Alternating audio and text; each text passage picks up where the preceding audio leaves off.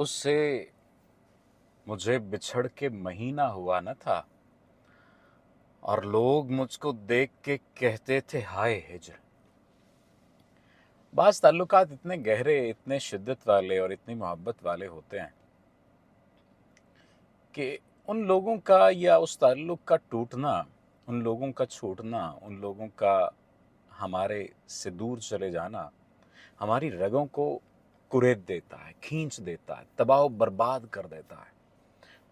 दिल की नाजुक रगें टूटती हैं, याद इतना भी कोई ना आए, और वो जब याद आते हैं तो फिर अज़ियत मुकद्दर बन चुकी होती है।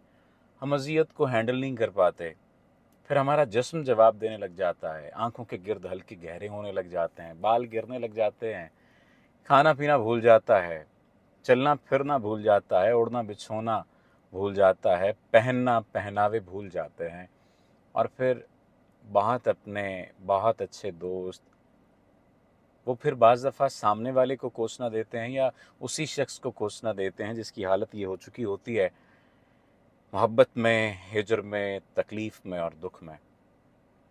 मैं कहा करता हूँ इस पूरे टाइम पीरियड को ना ग्रेस के साथ गुजारिए। ये टाइम पीरियड आता ही आता है इंसान के ऊपर।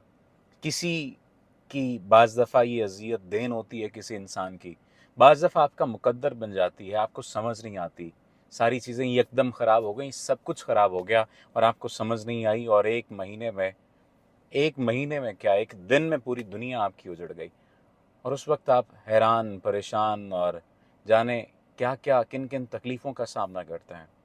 कोशिश करें कि उस टाइम पीरियड में जब अज़ियत आपका मुकद्दर बन चुकी हो, जब तकलीफ़ आपका मुकद्दर बन चुकी हो, जब कोई सहारा देने वाला ना हो, अपने आप को सहारा देने वाले बनें।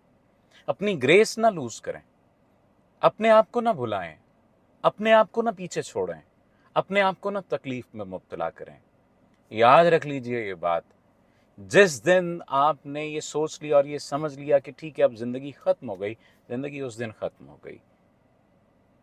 अगर किसी के छोड़ के जाने से ज़िंदगी ख़त्म होती, तो ये जो 6 अरब इंसान हैं और इनमें अगर कोई ज़्यादा नहीं तो 2 अरब तो ताल्लुकात में रहे होंगे ना, या रह रहे होंगे या रहे होंगे, और फिर इनको अज़ियतें मिली होंगी, तो फिर ये 2 अरब लाशें ही आपको नज़र आ रही होती। अल्लाह आपका हामी व नासिर हो, अल्लाह आपके लिए आसानी करे।